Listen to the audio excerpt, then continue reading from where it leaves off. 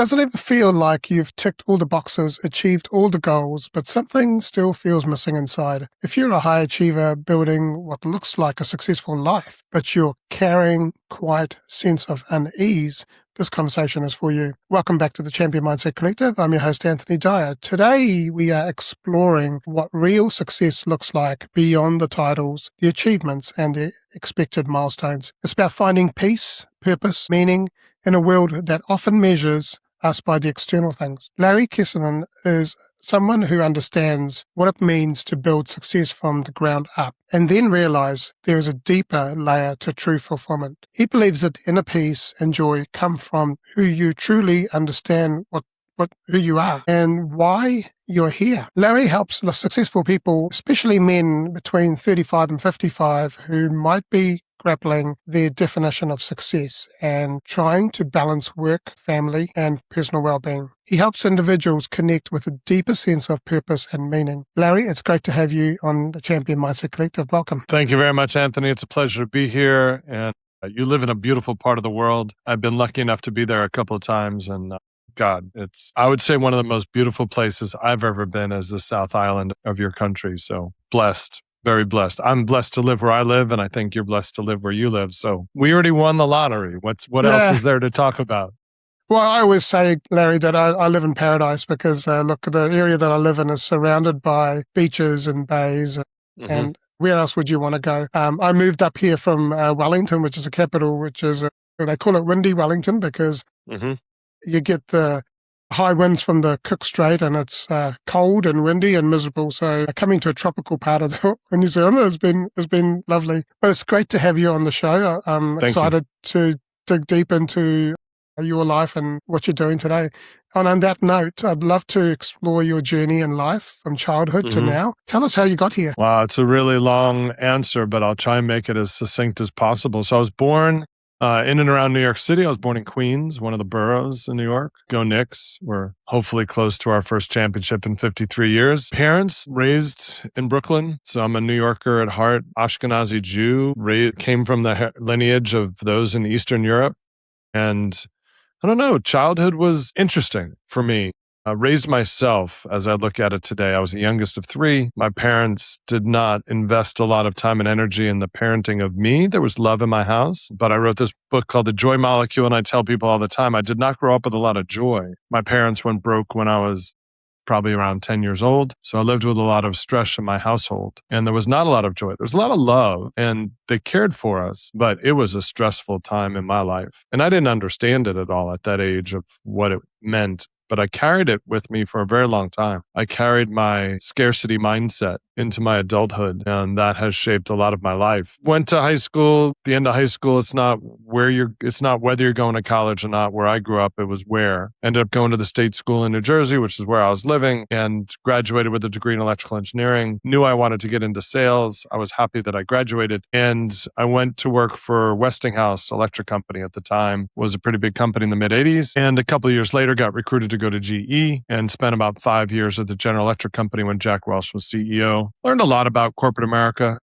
I walked into my boss's office one day and said, I have this picture of this company after 2.5 years of working here. I was probably 27 years old. And I said to him, 25% of the people in this place do everything. And there's 65% of the people that do nothing. They're nice people. They just push stuff around. Then there's 10% of the people that cause problems. And I said to him, so how do you deal with that? This is my mentor. This is the guy that I looked up to, and he had some golden handcuffs. He had lots of stock options because when I left and went out on my own, I asked him to come with me. He said, I can't. And I look back at it now. He spent 39 years at GE, and I went to his retirement party, and he's still angry at how GE treated him. And even though he was incredibly well respected and rose in the ranks. But when I had that conversation with him, he looked at me. He didn't argue with my numbers, which was the scariest part. And he said, I leave the 25% alone. So I was in GE language, it was 1 through 5. 1s were the high performers, 5s needed to get out of the company, and they managed the 2s and the 3s, and usually 4s are getting out as well. And he said, I leave the 25% alone. So here's my feeble little 27-year-old brain saying, if I become a manager, I don't get to spend a lot of time with the smart people. Okay. And he said, I take the next bulk of my time and I try and take the top 10% of the 65%, try and get them into the 25%. Okay. I can spend some time with some smart people to do something. And then he said, the majority of my time is managing the noise, the 10% at the bottom. And it was in that moment that I knew that corporate America was not for me. And I started watching other people in my life. And I said, so if I want the life that I want, who has the life that I want? And 95% of the people that I met that had a life close to what I want owned and operated their own business. When I was at GE, we worked through distributors, and half of the distributors were GE Supplies, which were corporate companies, and half of our distributors were privately owned companies. And I always enjoyed the privately owned companies way more than I enjoyed the GE Supply. And I ended up learning that I was meant to be an entrepreneur. So I went to Aspen, Colorado in February of 1993, was volunteering with a program called Grassroots Aspen Experience, 85 inner city kids. And at the end of that week, I see all these kids having a great time in this auditorium. And I looked at myself and I'm like, I'm working at the number one company in the world. GE was the number one company in the world in 1993. And I'm seeing all these kids that are so happy. And I'm this college graduate with a BS in electrical engineering, working for the number one company in the world. And I'm not happy, not like these kids were. And I came back and I went to work on Monday. I got back on a Saturday. And Monday I go in, I do my job, and I call my boss that night, the guy who hired me. I got promoted, so I didn't work for him anymore. But his name was Vince. And I called Vince. I said, Vince, I'm done. He's like, what do you mean you're done? I said, I went to Colorado. Thank you for giving me the time off to go do that, but I'm not in the right place. And he says, what are you going to do? I said, I have no idea, but not this. And I just went out meandering. Anthony, I just went on this journey. It started 33 years ago. And I knew I was meant to do something different. I just tried everything I could. Grassroots, guerrilla marketing. I met Jay Levinson in 1995. He wrote all the guerrilla marketing books. I ended up meeting a gentleman who started a radio show called Let's Talk Business. Let's Talk Business turned into the Let's Talk Business Network. We created a community in New York City, LTBN. I got recruited by Lucent at the time that was spinning off a company called Dahya. They had 1,400 business partners. I started taking entrepreneurs in New York City and putting them into small groups of peers. So I started doing peer group work in 1996, way earlier in the peer group evolution. And Dahya called me, or Lucent called me in 1999 and said, we have 1,400 business partners. We teach them how to fix the technology and sell it, but we do not have any idea how to help them run their business better. You know entrepreneurship and you understand technology. Can you come help? So since I've been doing so much with peer group work, I actually told them they were doing a 12-city roadshow. I said, let me come. And they paid me pretty nicely to go to 12 different cities around the country. And after the fourth city, I started realizing that all of these resellers for Dahya were all local. 90% of them were small businesses in the city that I was visiting. So I first go to Chicago, and then I go to New Jersey, and then I go to all these different cities. And after the fourth city, I'm like, I've been doing peer groups for people that do the different things in the same city. I could probably start peer groups for people that do the same thing in different cities. So I went to the woman who ran it. Four out of the 12 workshops I'd done. I still had 8 more to go. And then she invited me to their annual partner event in New Orleans. And I went down and I did that and I facilitated a conversation. Didn't go very well, but she said, I buy in. If you want to go build something, go do it. So I called it the Dahya Reseller Mastermind Program. And I started calling every reseller I could that I could get their name out. And the woman who ran the program allowed me to use their funny money, MDF, Marketing Development Funds. So I could say to somebody, if you're interested in this program, let me know and you can use your money you've earned from Dahya to pay for it. And I had a relationship with the company that disseminated the money. So I would send an invoice to this company and get 5, 10 checks at the same time. So I ran my first meeting in Las Vegas, 8 a.m. to 8 p.m., had dinner together, which meant everybody had to fly in the morning the day before, stay through the entire day and leave the following day, 2 nights out of town for 1 full day, and they were exhausted. I'm thinking to myself, there's got to be a better way. So I said, what if I started at 1 o'clock in the afternoon and gave people the time to fly in the morning and then be done by 3 o'clock the next day? It gives us time to have dinner together without the stress of leaving the next morning. And it was only out of town for 1 night. So that's how I ran the second meeting, and that's what we did. We started looking at 4 times a year. We got down to 3 times a year. And I built a model around that with Dahya. A couple of years later, IBM wrote me a big check to do the same thing for them. And then in 2007, I did the same thing with Cisco. In 2010 with ShoreTel. And over a 15-year period from 2000 to the end of 2014, early 2015, I ran peer groups, coaching, business consulting for, I'd say, over 1,000 executives from companies that resold technology. One of them in Wellington in New Zealand. I actually went in the winter of 2012, which was your summer. I got to visit New Zealand on the dime of one of the resellers that wanted me to do a 1-day retreat with him and his partners, which I did on New Year's Day, which is not a big deal for you, a big day in the United States. And it was amazing. It was an amazing opportunity. Those 15 years, I learned a lot. I learned a lot about myself. I learned how not to run a business because I did not do a great job of it. I had a business partner and we made a lot of mistakes, but we had fun until we didn't. And the same thing happened to me in 2012 that happened to me in 1993, except this time I went to Africa and I spent a month in Uganda and Kenya, half of the time in rural villages in eastern and northern Uganda, and in Kenya in the Masai Mara. And Anthony, I met some of the happiest people I've ever met in my life. They were amazing. And I could not comprehend what I had experienced. It took me 18 months to digest what I had really experienced. I did a TED Talk 18 months later to tell the story of what I had experienced and digested. But when I got back, I kind of realized that I was successful based on my definition of success at 28, and I'm now 48. And this book, Success Redefined, was published in 2015, 3 years after I got back from that trip. And I decided that I was no longer chasing success. I wanted to chase significance. So when I got back from that trip, I'm like, I'm done being successful because I define success as the ability to do what I want whenever I wanted to do it. Yeah. And I already achieved that. I am successful. I spent a month away from my business. My business ran without me.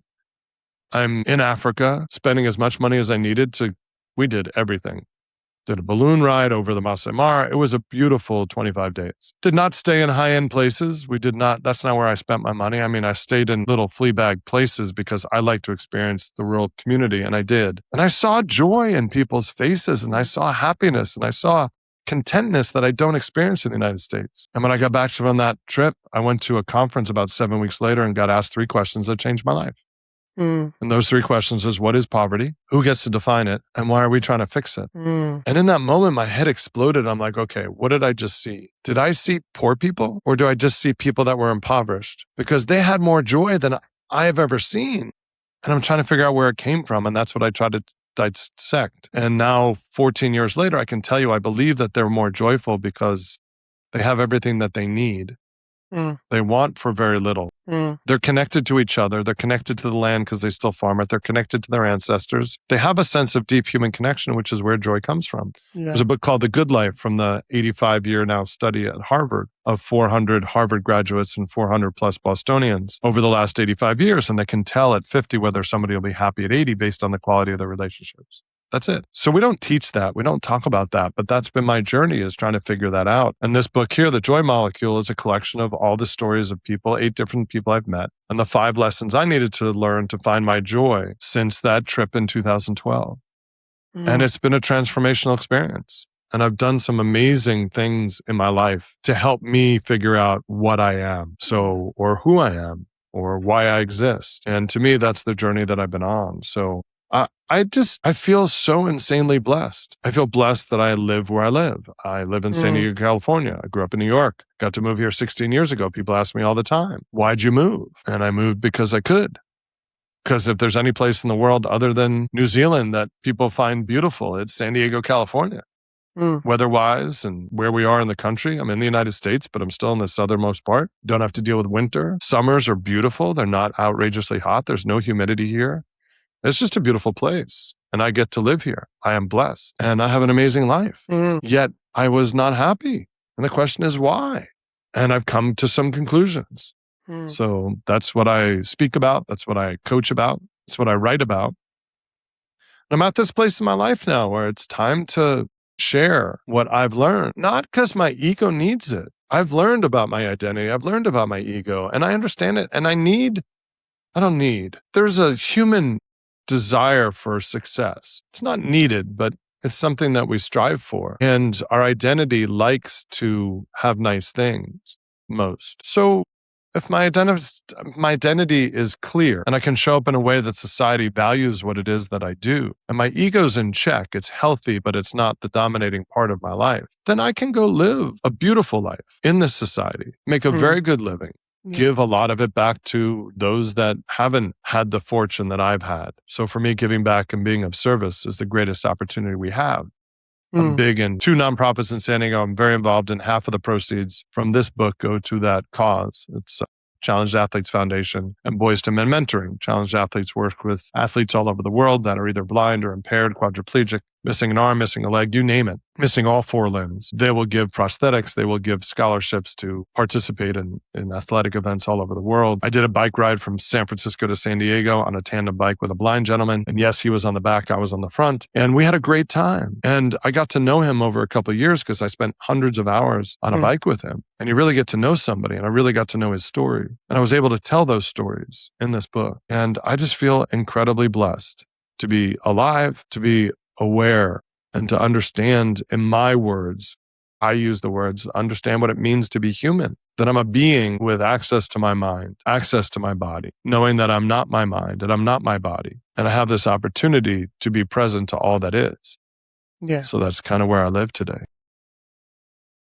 I love your story. It's just so much to unpack there. And there are some synergies there as well. What I've learned is that joy, and I know people say everything comes from within, but really true joy, and for those people in Africa, that joy came from community, it came from connection, came from within. It wasn't the external side of things. It wasn't money. It wasn't any of that. They had the land. They lived off the land. They were happy. And it's interesting how over the decades it becomes so outwardly focused, and everything we desire is chasing things instead of actually just being the person that you're meant to be. And once you then recognize or realize what your purpose for life is, what your the meaning.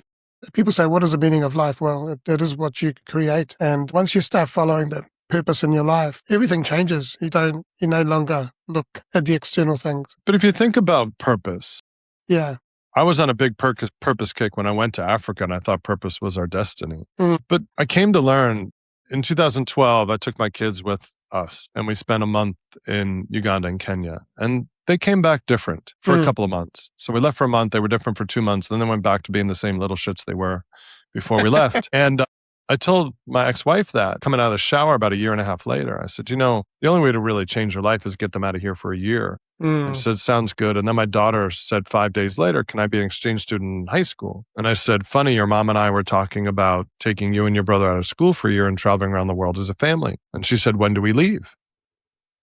And she was 13 years old. And I'm like, wow, I could actually do this. I have my own business. I can work from anywhere. Yeah. Why not work from anywhere in the world and go travel? Yeah. And in that year, I actually had my top 2 resources take half my clients and decide to compete with me. By the end of 2014, I decided to walk away from my own company. I didn't sell it. There was nothing to sell. It was based on my own skills and my own relationships. So there's nothing really to sell. So I just walked. My partner was shocked and angry and all these other things, but I was done. I was done traveling. I was done being away from my kids. I was done with the craziness of the industry I was in. I did not enjoy the industry. The industry found me. I didn't find it. And I started going to this conference once a year called Opportunity Collaboration, which is where I was asked those 3 questions. So I would spend 51 weeks a year making money so I could spend a week of the year making a difference in the world. And all I wanted to do was spend time with all the people that were making a difference in the world. So I walked away from my business saying, I want to go make an impact in the world. And I need to go build a business that is socially kind. And I learned through that process over the last decade that I might not be an entrepreneur. I have entrepreneurial tendencies. I have entrepreneurial wisdom. I've learned a lot. Yet deep down, I think this being is more coach than entrepreneur.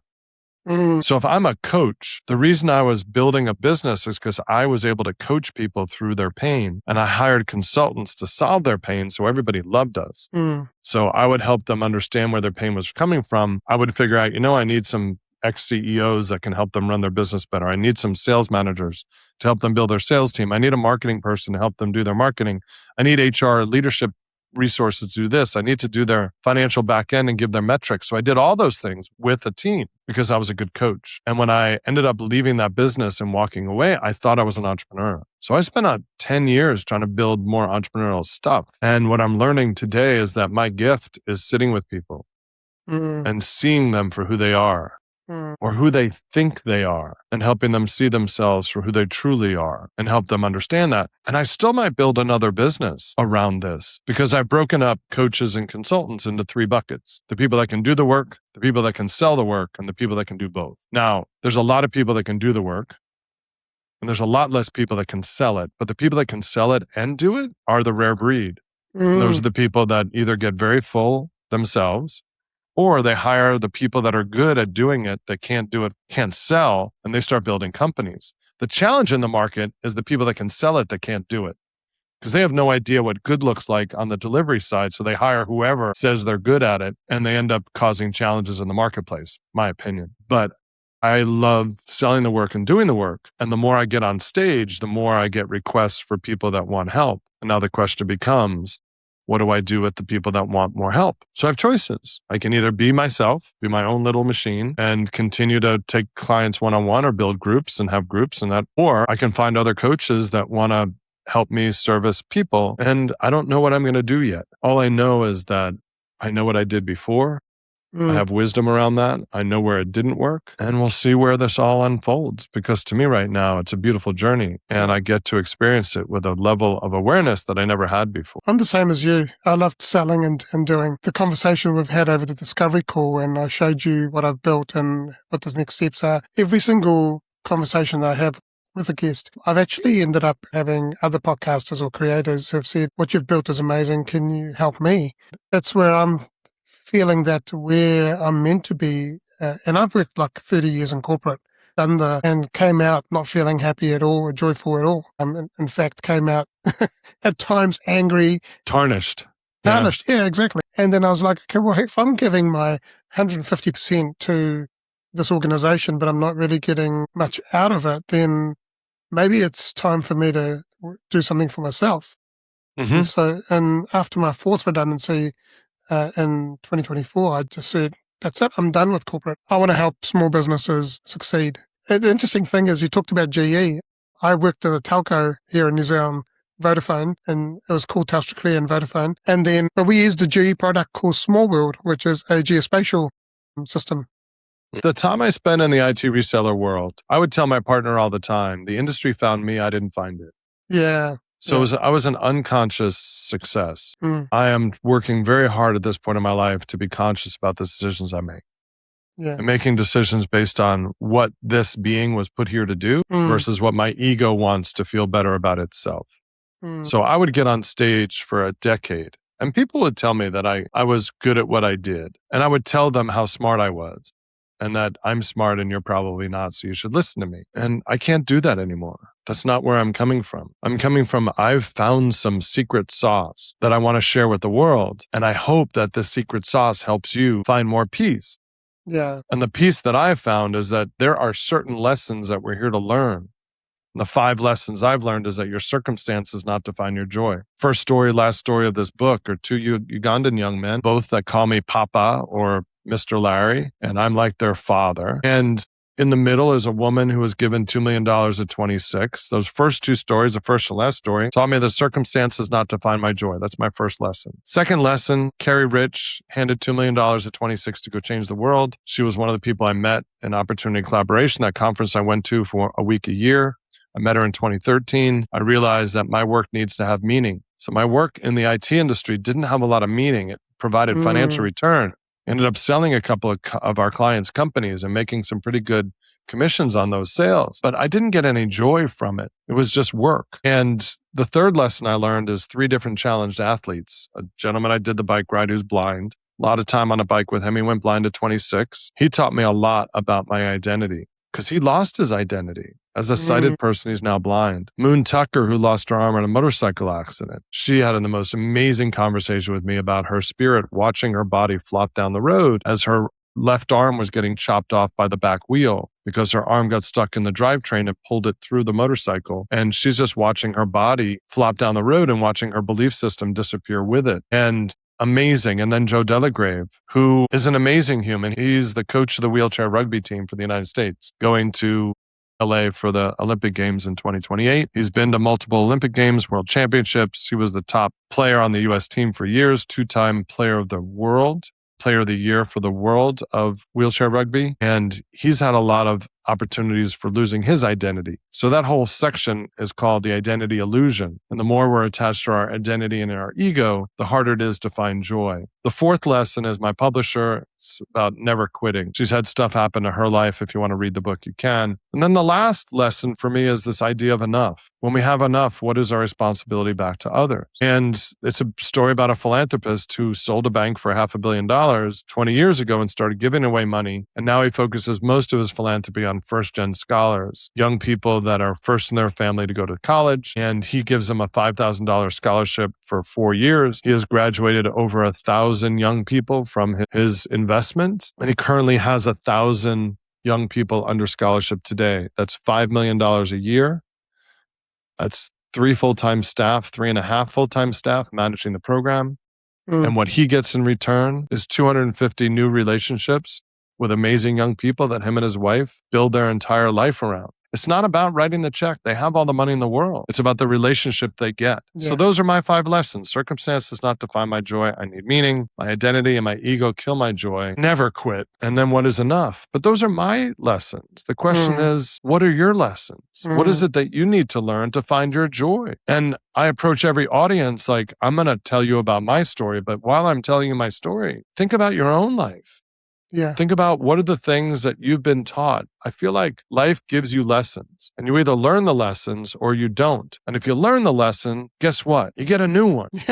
And if you forget the old one, you get it again. Another one. Yeah. So life is just a collection of lessons, and they're never going to go away. So if you learn the lesson you're supposed to learn, there'll always be another lesson. So these are my 5 lessons. So what are your 5 lessons? What is it that you want from your life? And what is it that you were put here to do? Because I believe inside of us, the way that I look at humanity today, very different than what I did. I'm 60, I'll be 63 in September. And for me, I feel more alive than I've ever felt. And I understand what it means to be human. For me, I'm not saying I'm right. I just have a belief. And I believe that I'm the being that lives inside this skin sack that has access and agency over my thoughts and my feelings, can interpret whatever I want to interpret to live the life that I choose to live. And while going through this process, we build an identity. I've been watching Jim Carrey's videos over the last year or so. And Jim Carrey knows that he's a character. And he actually gets rid of Jim Carrey and lives within the character of every character he plays in a movie. And when he's done with the movie, he's got to go find Jim Carrey again so he can be Jim Carrey.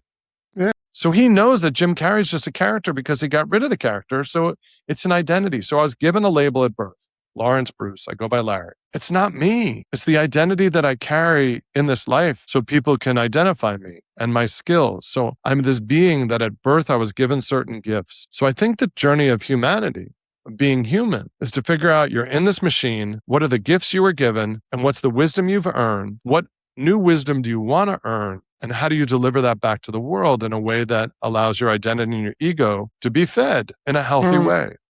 I think it's that simple. But if you see yourself as your mind, which is what the majority of society is doing, is my thought is me, you can't outthink this idea of what it means to be human. You can only know, like you can think spirit, and that's where trouble for me started. When I knew spirit, and for me it happened, I've been very honest with people.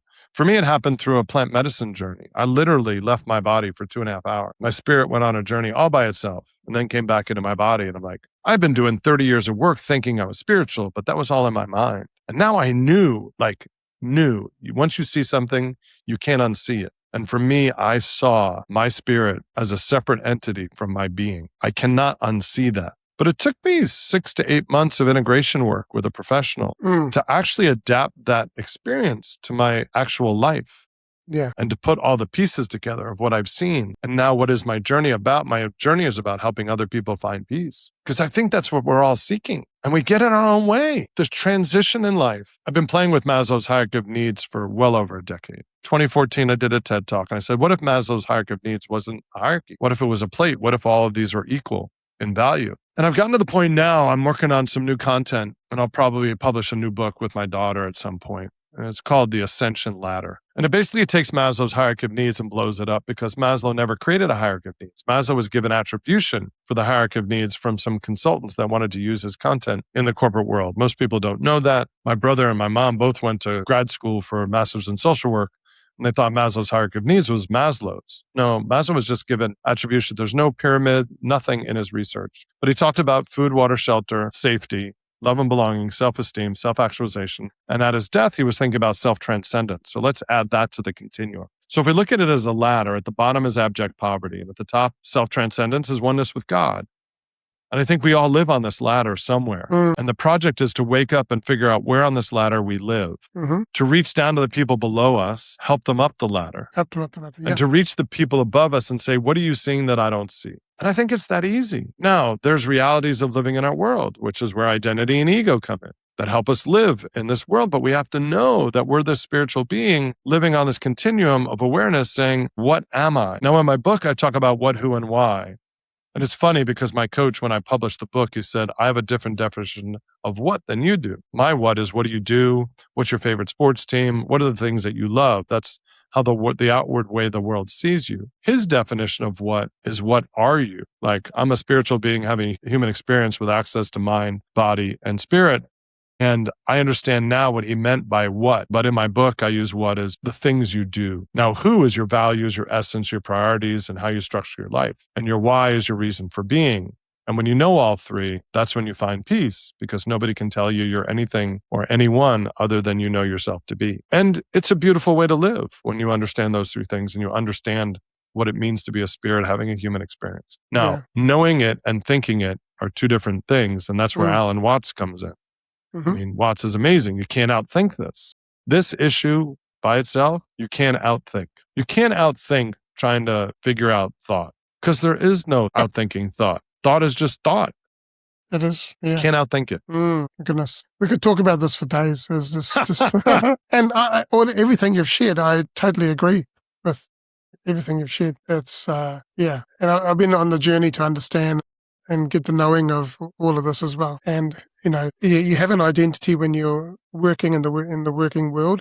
And generally your identity is tied to your job and what you do. But I was and your self-worth. Yeah, exactly. I was watching this snippet. It was on LinkedIn, I think it was. And it's Jack Nicholson asking Adam Sandler in a movie. I don't know what movie it is, but I'd love to watch it. And he says, "Who are you?" And Adam Sandler's like, "Yeah, I do this, this, this." And he goes, No, who are you? And then he says, "Oh yeah, I'm a decent guy." And I said, "Yeah, but you just described your personality, but who are you?" He goes, "What do you want me to tell you?" And it was just funny, but I'd love to find what that movie is and see what happens there. But yeah, we often don't know who we truly are, because we're so focused on the external side of things. Do you want to know the other piece of it, Anthony? This is what I deal with my daughter and my son, is they don't see the world through any lens other than their own. And if they don't understand about looking at their gifts, they'll never figure out that they're special, that they were put here for a specific reason or not. They only see the world the way they see it. And I've said to my daughter so many times, my son has a good sense of self. I'm not worried about him from that perspective, but my daughter doesn't see herself. And I said, if you could see yourself through my eyes, you would have a totally different experience of the world. And I believe that to be true. In the book, I have this concept called the 20-something rule. And it says from birth to 20, the world teaches you who it wants you to be. And from 20 to death, you get to decide, am I going to be the person that the world taught me to be? Or am I going to figure out who I was born to be? And maybe 1 out of 1,000 is taught to be the person they were born to be. And the woman in my book, Carrie Rich, is one of those 1 in 1,000. By the time she was 10, 12, 14 years old, I met some people that have known her since she's a kid. They said she hasn't changed at all. She knows exactly who she is. She always did. And there's another friend of mine who works at Purdue Chicken for over 40 years now, Joe Burns. He lives in Maryland, married forever and kids and grandkids. And he knows exactly who he is. And when I started talking to him about this book, I said, I'm writing this book. It's all about finding joy. Can I explain the structure of it? And he's like, sure. So I started explaining to him. I said, so I've seen you through the last 40 years. We met in our mid-20s when we were both living in Hoboken, New Jersey. And I said, I never noticed at the time, but you have a really good sense of values. You know what's important in your life, and you have a really good sense of the priorities of what you're going to do in addition to those values. And you live them. And you actually choose your friends based on values alignment, not just who's convenient. And you did this, this, and this. And he's like, you're right. I never analyzed it that way, but and you know what you are, and you know who you are, and you know why you are. And nobody can tell you any different. You don't question yourself. He's like, yeah, I don't. But none of the stuff that I had explained to him did he have to analyze. And he just confirmed what I had found because he just lived that way naturally. He thought everybody did. And that's the challenge, is that nobody sees the challenge that other people go through unless they become a coach or make that part of their life. They just believe everybody functions the way they do. And that's where we're all unique, because we all have gifts that we're given. We all have wisdom we've earned. The question is, what do you do with it all? How do you become the best human that you possibly can and help as many people as you can? To me, that's why I coach, is that's what I'm here to do. Yeah. help people up the ladder. Yeah. And for me, as this movement, the Champion Mindset Collective podcast, it's all to help others become a better version of themselves and to understand who they really are. These conversations help people get a glimpse or give them awareness around the journey that they've got to take, right? To get there. Decided 3 years ago that I wanted to be the change in the world that I wanted to see. And the only way to do that was I had to change myself. I've been on this journey. And no matter what happens, I've had lots of adversity, but I stay true to who I am now. And I follow my heart. I follow what I feel source, God, universe, is guiding me to do. And everyone around me is saying, no, you got to be doing this. You got to go and get a job. I'm like, no, that doesn't align with me. That's their fear. Yeah. That's their fear. And I'm like, no, I have certainty without logic that everything is going to work out and everything is going to happen the way it's meant to happen. And so rather than trying to force things happening, I've got to be more in flow and actually trust. If I go down the right road, I know that it's gonna happen. Well, whatever road you go down is the right road.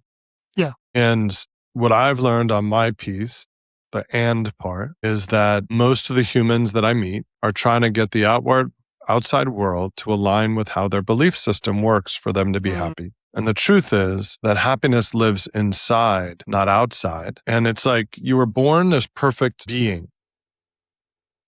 I'll use the car analogy. You're born into this world and you're the driver of your own car. You're perfect. You have no expectation. You have no attachment to anything. You're full of abundance. You're full of gratitude. You're just awareness in its purest form, and you're driving your car. And then your parents get a hold of you and they start explaining to you what it means to be human, what it means for them to be okay with you in their life, how to be safe and comfortable. And your being gets put into the passenger seat and your identity starts to get built as the driver of the car. As you get into elementary school and you start getting teachers and you start getting friends and all these people that you meet in your life, your true self gets to go into the back seat. And now you're filled with other stuff and your identity gets a stronger and stronger grip on the car. And by the time you get out of high school into upper education, higher ed, into college, your true self is in the trunk in a little box. And your identity is firmly gripping the road as you are Anthony. I am Larry. But that's not me. That's the identity that's been created in my world to create comfort and safety.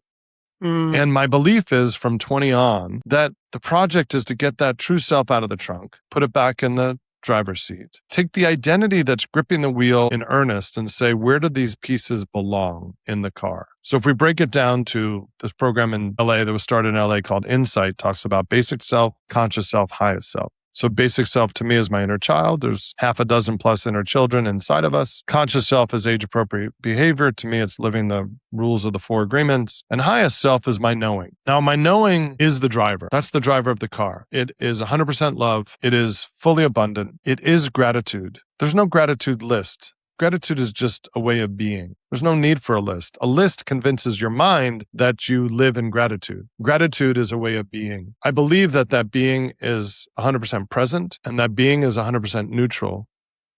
And everything else is a creation of the mind. So then we say, okay, I'm going to take the age-appropriate conscious self and put him in the passenger seat because that's the best seat to be in. That's the seat that you get to see everything and you get to decide how to interpret what's unfolding in front of you. So instead of trying to get the world to be perfect for you, the objective is to figure out why what's unfolding in front of you doesn't feel good. And most of it has to do with your inner child and all the blankets that you put on this child. So now you're this big, huge wrapped blanket upon blanket upon blanket. And the project of life is to take off those blankets one at a time and figure out how to get back to what was inside in the first place. Yeah. So now that inner child has all its different pieces. And that inner child needs to be loved and appreciated and thanked and honored for taking care of us as a child to make sure that we're safe and we're comfortable. But the angry inner child and the sad inner child are no longer needed as adults because adults can do hard things. So it's almost like we get to take that inner child, that basic self, and take the happy part and the playful part and the joyful part and leave them in the backseat. Still loved and appreciated and cared for, and that's our playful nature. But the anger, the sadness, and all these other things need to be honored, loved, and cherished. But they're no longer needed response-wise as an adult. We can feel them, we can acknowledge them, and we can say that that's my hurt. That's not my reality. That's not what's unfolding. What's unfolding is just unfolding. Everything is my reaction to what's unfolding. So for me, I need to take those painful parts of my childhood and find little beautiful boxes for them and Yeah. put them in the trunk. So my true self gets back in the driver's seat, and my painful inner child gets to find a place where the true self went after 20 years of existence on this planet. And to me, that's the journey we play with all these pieces. If you understand what it actually means in my language to be human, is to be the being or the spirit or whatever you want to call it that is experiencing life with access to mind and body. Yeah. Totally agree with you. I have this analogy, and it was based on this modality called core crust. As you said, we're pure when we're born. I like to use a window. Like when we're born, the window is clear. You can see through. Everyone can see through, and you're who you are. And then all these situations happen in life, and all of a sudden, there's a bit of crud that starts going over the top of your window, and it gets smudged, and it's hard to see. So then people put dark paper over the top so that no one can see in, and that's the mask that we carry around, who we think we are, and we get so far away from who we truly were to becoming this identity we've created. Yeah, and people call it imposter syndrome, right? So we become this imposter. So we're just playing a character effectively. And like you said, talked about Jim Carrey, and Jim Carrey is my most favorite comedian ever, and absolutely love the guy. And so what he's doing is going into those characters, but then he's got to go back and find himself, right?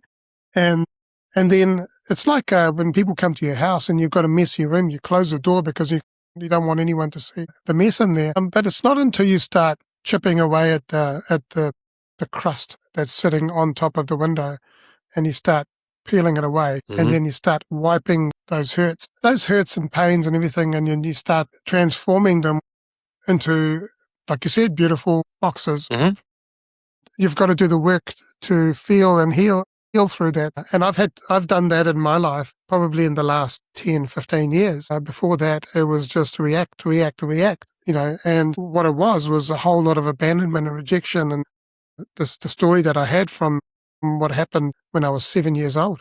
I got sent to an ashram, a boarding school in India, and literally behind barbed wire fences. So I jokingly say that I was in prison at the age of 7 because it was like that. But then, those situations, I held on to that, and that played out in my corporate world and my personal life. And then every restructure I went through, every redundancy felt like a prison to me. So the job became a prison to me. And then it wasn't until I walked away from it that I went. And as you mentioned before, is that life will keep presenting the same things to you if you don't learn from those lessons. Well, it took me 4 redundancies to realize that I'm not meant to be there. I'm meant to be doing something different. So yeah, and then as you wipe that window and you get it clean, then you start to find your true self, the pilot, the driver that's meant to be in the seat, driving your life, not back in the trunk, as you mentioned. Yeah, Landmark uses the idea of a fish tank, and you're the fish in the fish tank, and you're pooping in the fish tank every day. And for decades, you never clean out the poop, so you're swimming in poop.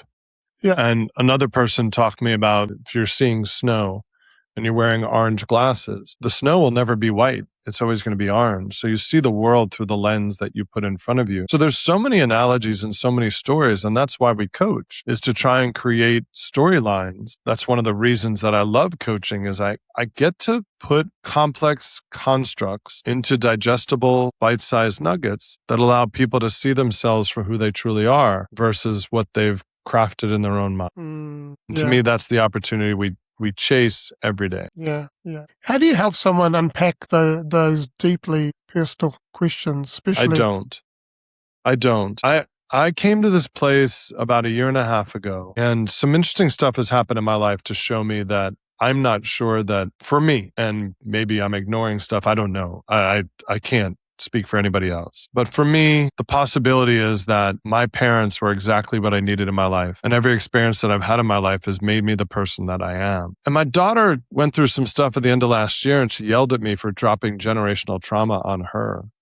And the truth is I did. But I did the best I knew how in every moment of every day. And the more aware I become, the more that part of me doesn't really matter to me. It's all what's in front of me. And is my reaction in this moment serving me or not serving me? And if it's not serving me, why am I doing it? Now, I'm an incredibly logical creature. So the gifts that this being was given, human connection. People tell me stories about what they're looking for. That vehicle person comes into my life at some point in the near future, and I connect those people together. I thought everybody did that. That's a unique skill set that I have, that I was given. So it's almost like you're playing a video game and your character was given certain skills and you've acquired other attributes. And that's what makes up this character in this video game. So this part about seeking what happened and how, I don't go there personally.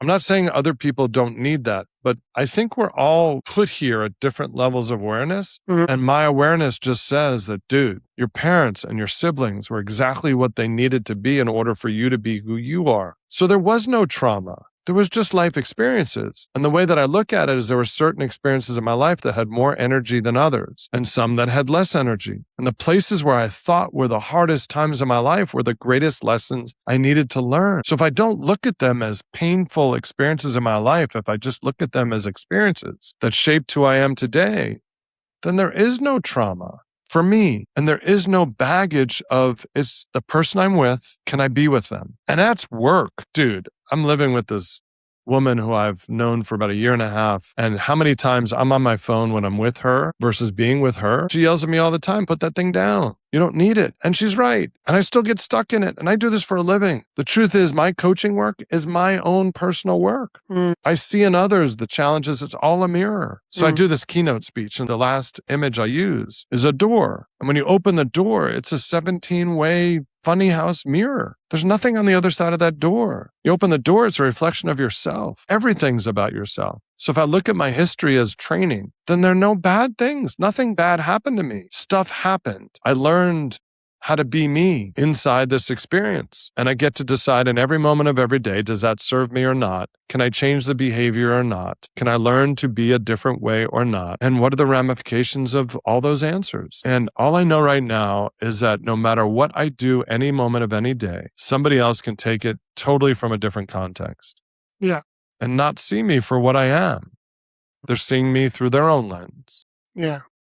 And that can be sad. And I can look back and say, how could I have functioned differently? But if I don't know them well, how can I know what their wounds were? How can I know what's going to trigger them or not trigger them? That's not my responsibility. My mom went back to school when I was in high school. She went to college. And when I was in college, she went to grad school. She got her master's in social work, became a clinical psychotherapist. And she would say all the time, my wife would blame me for a lot of stuff. You made me angry, made me this, made me that. My mom would say all the time, you don't have that much power. You don't make anybody anything.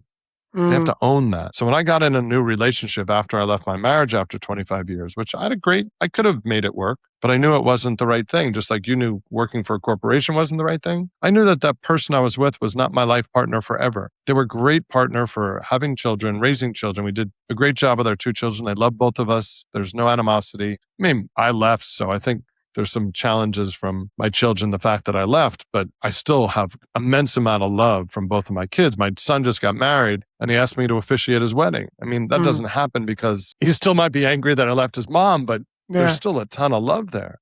Yeah. But that's all his story. Yeah. So the question is, what do we do with all this input that comes in and how do we manage it? And how do we decide how we want to be? So all of my coaching work starts with awareness. You have to be aware of how we're reacting to the world. Yeah. And then it's about alignment. How do I decide how I want to react? So values, priorities, everything. And then the last one is aligned action. How do I take action that's in alignment with who I've decided to be versus the one that I was trained to be? And how do I strip away all the bad habits and the challenges that I face in my life to be the person that I really would love to be? And I'm closer to that person than I've ever been. I wake up every day with joy. There's nothing that can happen in a day. I mean, even the worst things I can imagine, I will find a way to figure out what the lesson is versus this thing happened to me. Nothing happens to me. And when you stop having stuff happen to you, then you think it happens for you. It does. And the truth is, I don't think it happens for you either. It just happens. It just happens. And we get to decide how we want to interpret what just happened. Yeah, exactly. Totally agree. And, like I relate with what you talked about. And I walked away from a relationship after my daughter was born. I was 43 or so, 44, and 55 now. So it was a very difficult relationship with my daughter's mum. And there was, I guess both of us had things from my childhood that we hadn't dealt with, that we weren't aware that was making us react in that way. Mm-hmm. I got to a point where I was like, I'm losing myself because this person, the way they're talking to me, the way they're interacting with me is making me feel small, is making me lose my identity. So I walked out. And the interesting thing is, in the last 10 and a half years or so, we became really great co-parents and we treat each other like family. Now, the only reason we did that is because we came to the awareness of what was happening and what we were doing and what we needed to work on in our lives from our childhoods. I was sharing this with one of my guests recently, Sol Kennedy, around co-parenting, and I said, we've been co-parenting for 11 years, and to this day, we treat each other like family. And our daughter is better for it because she understands. Yes, in the early days, she wanted mum and dad to be together, but she understands the situation now, and she's okay with that. It's got to a point where, like a couple of weeks ago, my ex-partner said, hey, look, I'm short on my mortgage. Is there any way you can help me out? I didn't even flinch. I went, there you go. And she paid me back. The thing is, what I learned was that I had to figure out what were the things that were causing me to react in that way and start working through them. And I remember in 2024, getting through 12 weeks of working through all the shadow stuff, all the suppressed feelings, emotion, all that, and just really sitting with it, learning to accept it, let it go, rewrite my story in that present moment of who I was, what happened. I believe that we come on this earth and we choose our families. Our soul chooses our families, and we come because here. we have lessons to learn. We have lessons to learn. We're here to remember who we are, and in that process. But a lot of people are just not aware of that. And it does take some situations in life to kind of give you a kick up the backside or open your eyes to it. And it definitely has done that for me. And for me, it's been lots of adversity that has. But then I look back and go, well, actually, was it adversity? It was actually just life showing me. It's more energy. Yeah. Just a different level of energy that day. That's how I look at it. That it Yeah. wasn't trauma. It wasn't a bad thing. It just was. It was, yeah. And, every day things happen. And if you just take that approach and say, well, it just is. Now I get the opportunity to respond to it in whatever way that I choose. And of course, that's going to have consequences to it. And so the more we become aware, the more we start to respond from a place of ownership and stewardship and power, and that we're here to evolve into a being that's to a version of ourselves that, like you said, can then ascend up the hierarchy of Maslow. And what is the vibration? What is the energy that we are putting out? People can tell. Like I remember a few years ago, I went on a date and this lady said, I just love your energy. She said, and I went, excuse me? She goes, yeah, I just love the energy that you have. I said, and I understood what she was talking about, but no one had ever said that to me before. And I was like, oh, okay. So yeah, people can sense just by talking to you or being around you what kind of energy you have. So, yeah. Wow. What would you say to people who are like listening to this and say, well, okay, well, I'm aware that there's things happening in my life. How do I go internal? How do I introspect and understand what's happening for me and who I am and so on? What would you say to them? What's the first step that they can take? I spent a decade in the self-help section of Barnes & Noble, from The Way of the Peaceful Warrior to The Road Less Traveled to you name it. I went to workshops. I went to Landmark. Started with Tony Robbins early in the early 90s. And I went to two of those, one as a participant, which was spectacular. I walked on fire. And then I went as a volunteer 6 months later, and I never went back because what I saw on stage was so different than what I saw backstage. And to me, integrity was really important, and it didn't align. So we all have a different journey. I'm not sure there's one right answer. I think if you're later in life and you have the resources, finding a guide, finding a coach, finding someone who can help you understand is very helpful. But group experiences, reading, meditation, mindfulness, yoga. I've had talked to people that have found source through so many different things. Some people found it through meditation. Michael Singer talks about his meditation in front of a tree, and he talks about how he got so clear with what he was and how he sees the world and everything through meditation. My girlfriend who I'm dating found it through yoga. I found it through plant medicine. I have people that find it all different ways. There's no right answer. I think you just need to be seeking and trying to figure out answers. If you think you know all the answers, that's when I think you're in trouble. So right now, I have enough answers to live in this world in a very comfortable way. Yeah. For me, yeah. Simple. Yeah. For me, this podcast is my university because every conversation I'm having with people like yourself, I'm learning so much about myself. And the first book I ever read was The Way of the Superior Man by David Dida. Totally changed my life. I was like, wow. Okay. I remember going into the bookstore and saying to this lady, I said, look, the bookstore here is called Wickles. And I said, she was quite an older lady. She's probably in her late 60s, early 70s. And I said, look, I'm looking for a book and I'm going to give you the title, but it's not how it sounds. And I said, The Way of the Superior Man. She goes, no, there is no superior man. And I was like, okay, no, it doesn't mean what the title means. But yeah, when I read that book, it totally changed my perception of who I am and what I'm called to be. So yeah. Do you find when you're coaching people, do you find a lot of resistance from people to do the work and actually do that introspection? I believe everybody finds me that needs to find me. So no, I don't find people that don't. If they're working with me, they're ready to do the work. I don't accept people in that. I mean, I guess I screen or I choose not to invite them into the conversation if I don't think they're ready or willing to do the work. So do I meet people like that? Yes. Do I coach people like that? No. So it's part of my screening process. Yeah. How can they integrate what we've talked about into their daily life? Do the work. Go on the journey. Decide that I want to figure out what it means to be a human being. And then do the work, whatever it looks like for you. It could be men's work. It could be therapy. It could be a coach. It could be yoga. It could be a million different things. It could be hiking. It could be long distance cycling. Just find places where you feel present, where you feel like your most genuine self, and then start to notice the difference between how you show up every day and the places you feel like your genuine self. And some of it might be finding a coach like you or like me or whatever. That's one option.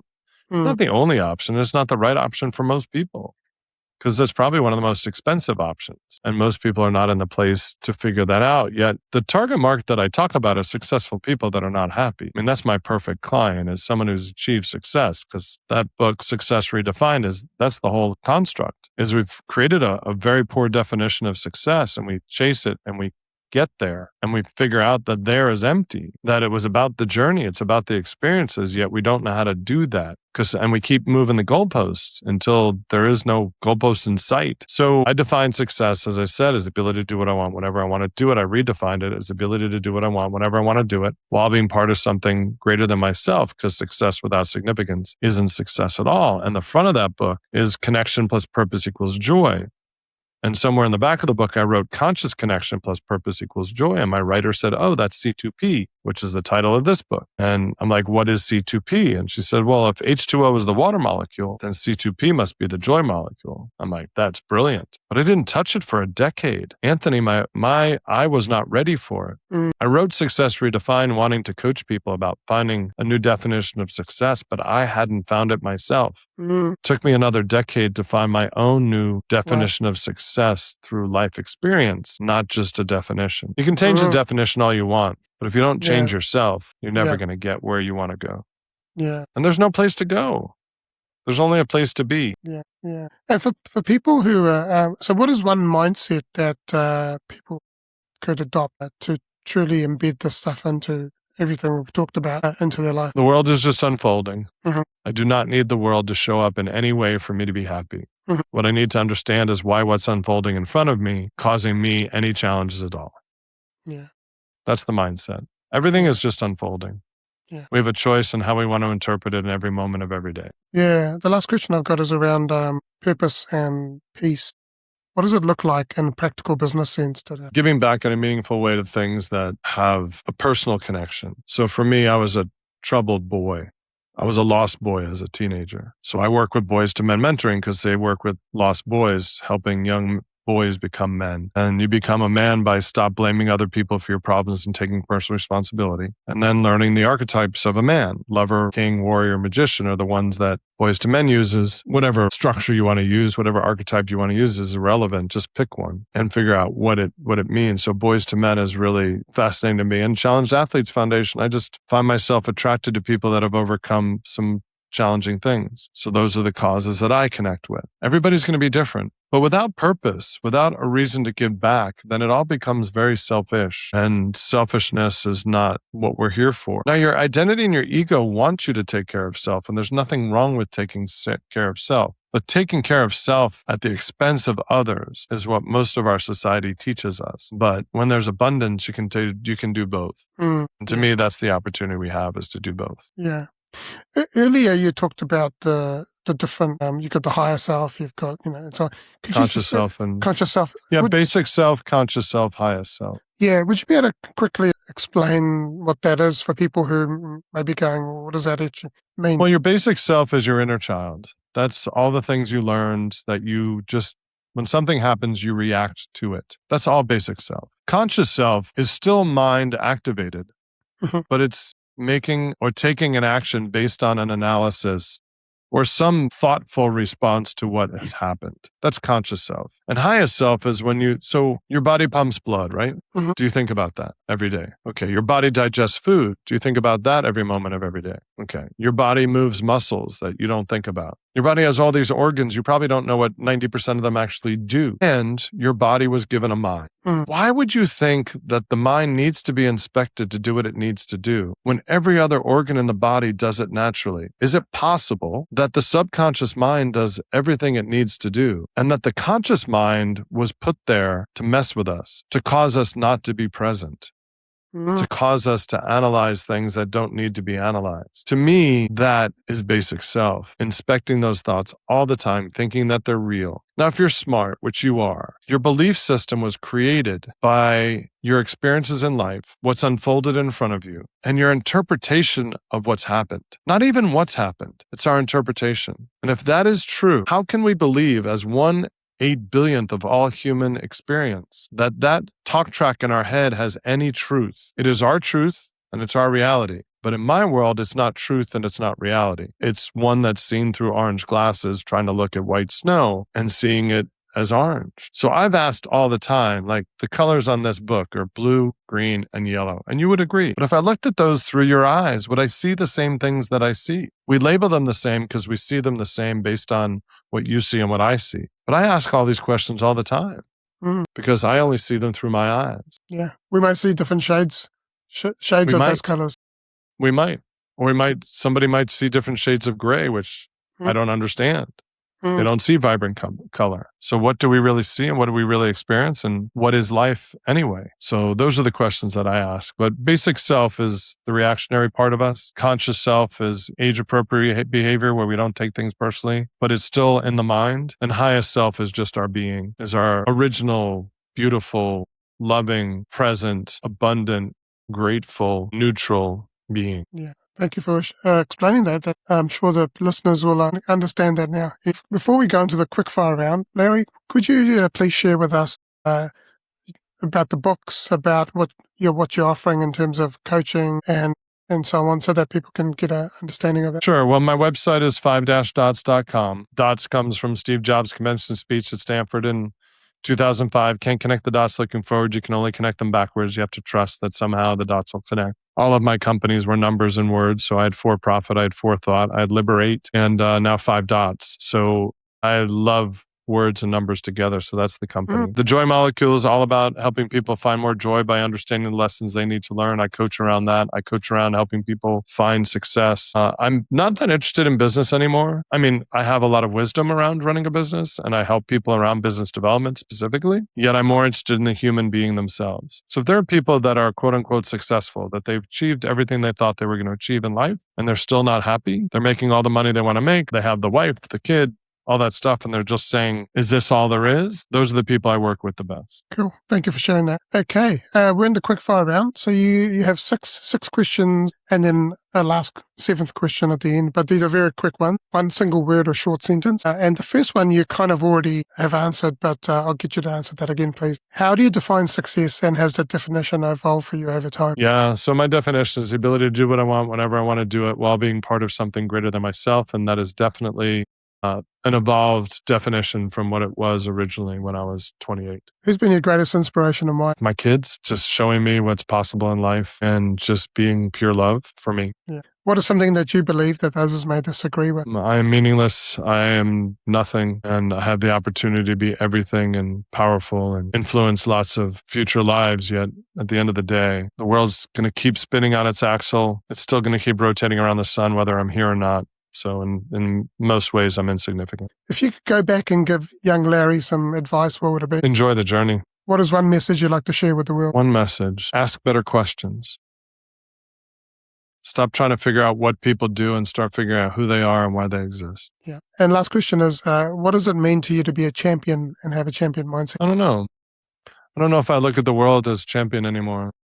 I'm not sure that has a lot of context for me. So for me, champion mindset, which is your framework, I don't know, master of your own domain, understanding what it means to be human, I guess would be the best way that I would look at it. Most people look at champion as a sports thing or something like that. The winner. Yeah, but everything we've talked about is being a champion in your own life. Yeah, the master of your own domain. Yeah, the driver of your car. Knowing what it means to be human, actually. Yeah, 100%. Yeah, and one last question is, what would be your favorite mindset quote? I would just say that life is a journey, enjoy the ride. Yeah. It's all about experiences, Anthony. It's about, especially with my kids and everybody around me, how do I build more experiences? There's a gentleman in San Francisco, he's blind. His name is Walt Ranieri, and he has his 10 lessons in life. And the first one is the deal is how you deal. He's blind. He went blind at 42. Long story, but he has these 10 rules. And the one that I found the most interesting was that every day make a memory that lasts a week. Every week make a memory that lasts a month. Every month make a memory that lasts a year. And every year make a memory that lasts a lifetime. To me, that's what it's about. Yeah, love that. It's great. Yeah. Thank you, Larry. It's been an amazing conversation. I had a whole lot of questions, but we didn't even go there. We just literally just had a conversation, which it's, yes, something that I'll remember for a very, very long time. All your links in the book, we will put those in the show notes, but also they will appear on your dedicated page on the Champion Mindset Collective. Appreciate that.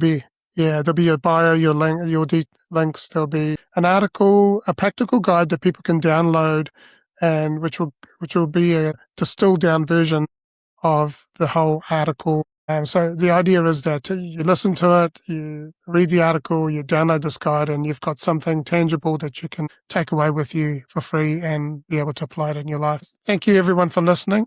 It's been an amazing conversation here, and I hope you learned something from this. And if you have, please share it with someone who can benefit from this. And don't forget to subscribe to this channel, because the more you do, the more we can get this out. We can get more amazing guests on the channel as well. So thank you for joining us today. If you're navigating life transitions, redundancy, career change, rejection, major transitions like that, I encourage you to join the Champion Academy. There is a founding members registration available right now. Come and join the Champion Academy and be part of it. There's going to be courses available, and there'll be coaching and guidance, mentorship as well. Remember that true success is measured by peace and purpose that you find within. And we'll see you next time on the Champion Mindset Collective. Lastly, I just want to say you are loved, you are worthy, champion your life, champion your greatness, and have an amazing day.